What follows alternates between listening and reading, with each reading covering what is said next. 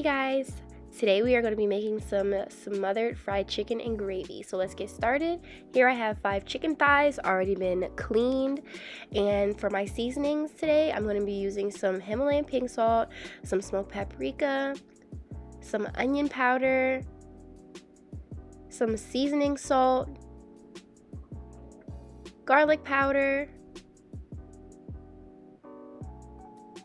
adobo, and some black pepper. Okay, so alongside that, I'm also going to be using some vegetable oil, chicken broth. Y'all know I usually use heavy cream. For whatever reason, I didn't have any, so I'm going to be using half and half, which is okay too. It does have cream and milk in it, so I'm just going to use that.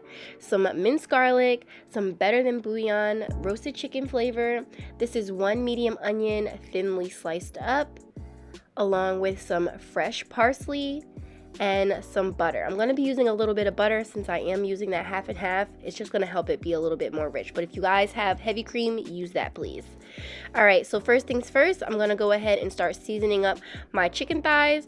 Y'all, why would I ever get scissor happy and cut a little bit extra of the skin off of that one in the top left? But it's okay. It's clean and we still going to eat it. So I'm just going to sprinkle my seasoning generously on top of the skin. You guys know I like to kind of massage the seasonings into the skin after I'm done seasoning, and then after that I'm going to flip all these pieces of chicken over and I'm going to season the bottom half as well. So I will be right back after my chicken is nice and seasoned up.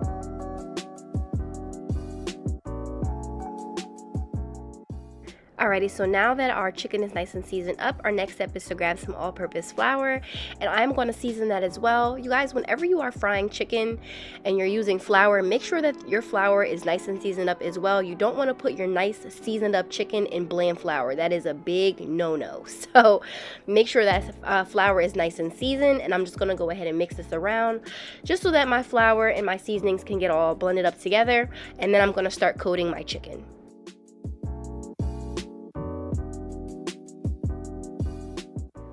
I'm going to be doing a light coating of flour for each piece. I don't want it to be too heavy because we are making a gravy, so a very nice light coating of flour is exactly what we're looking for.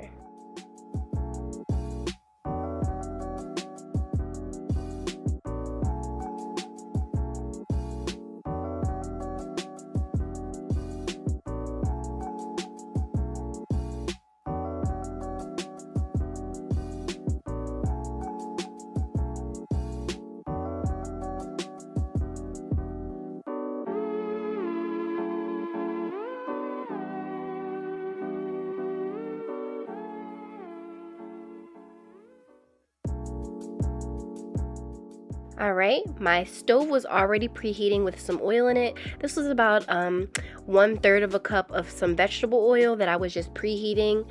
And since my stove is nice and hot and ready to go, I'm going to start putting in my chicken thighs skin side down first.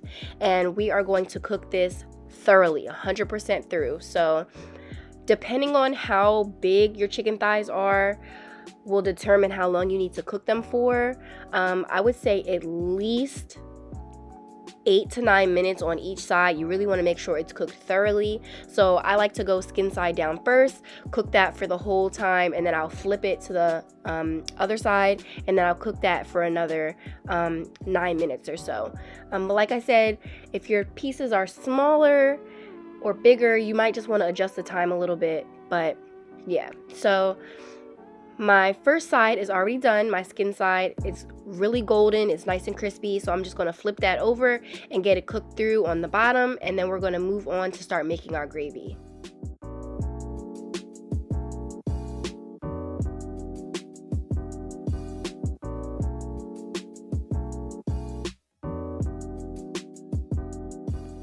So since my chicken is all done now, I'm going to grab a plate. I put a paper towel down just to grab any of that extra oil that comes off of the chicken. And I'm just going to let this sit on the side. That is my chicken thigh completely finished. And we are about to start making some beautiful gravy. So first things first, let's grab those onions. We're going to saute those down in this oil. This is me just picking apart some of those ones that are kind of clumped together. I like to just pop them apart so that they all cook nice and evenly. And we're going to saute these onions for about 4 minutes, just so they start getting a little bit soft and translucent. And after that, our next ingredient we're going to grab is our garlic. I'm going to add 1 nice heaping tablespoon of garlic right into my pan, and we're going to saute that down right with those onions as well. This is going to give it a really, really beautiful flavor.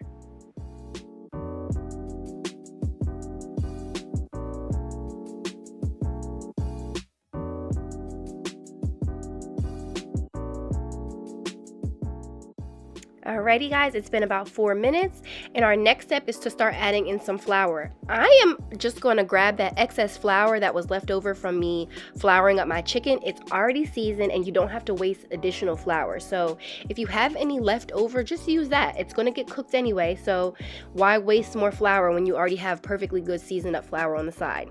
So I added 4 spoonfuls of that flour right into my pan, and I'm going to let this cook with the onions and the garlic for about 2 minutes, stirring it very frequently so we don't get any clumps.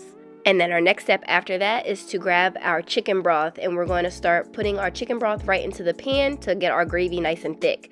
So first I'm going to put 1 cup of chicken broth. I like to do this 1 cup at a time because you really never know how thick or how thin it's going to be, and you don't want to dump all your liquid in because it'll be too thin, but you can always thin it out with a little bit extra chicken broth. So we're going to start with 1 cup first. I'm going to mix this around just so I can see how thick it gets.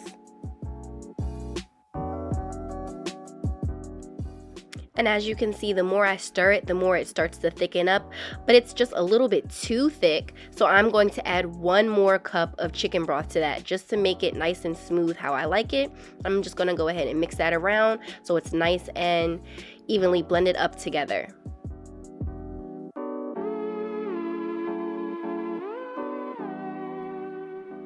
And once you get all of your chicken broth nice and evenly mixed up, we're just going to let that bubble for about 2 minutes or so before we move on to our next step. So as you can see, I was letting that simmer and it got nice and thick and creamy. And I am going to add 1/2 of a teaspoon. As you can see, my teaspoon only had half of it covered with our better than bouillon chicken flavor. And we're going to add that right into our pan as well and give that a good mix.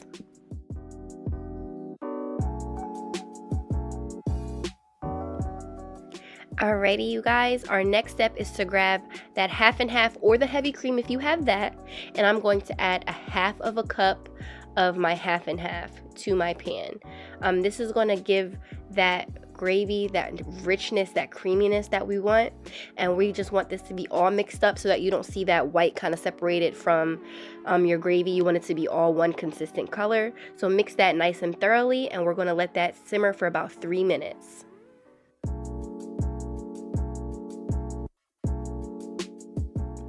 Alright, and my very last step, I'm just going to add 2 tablespoons of butter, and I'm just going to let this melt down right into that gravy before we start adding that chicken back into it.